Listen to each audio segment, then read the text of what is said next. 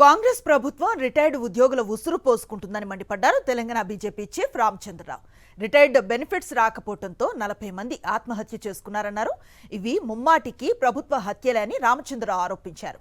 Retired ఉద్యోగుల ప్రయోజనాలను ప్రభుత్వం వెంటనే చెల్లించాలని డిమాండ్ చేస్తూ హైదరాబాద్ ధర్నా చౌక్లో బీజేపీ ఆధ్వర్యంలో నిర్వహించిన ధర్నాలో రామచంద్రరావుతో పాటు పలువురు నేతలు పాల్గొన్నారు. యువత ఉద్యోగుల పోరాటంతోనే తెలంగాణ ఏర్పడిందని, అలాంటి యువతకు ఉద్యోగులకు బెనిఫిట్స్ లేవన్నారు.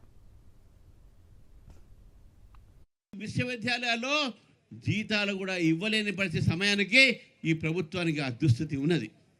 మరి అదే ఒక విశ్వవిద్యాలయంలో పై రేవంత్ రెడ్డి గారు నేను 1000 కోట్లు ఇస్తా అని చెప్పారు. ఎక్కడి నుంచి తీసుకొస్తారా 1000 కోట్లు? నువ్వు 1000 కోట్లు ముందు రిటైర్డ్ ఎంప్లాయీస్కి తర్వాత చూస్తాం మనం ఏం చేస్తారు మీరు అనేది.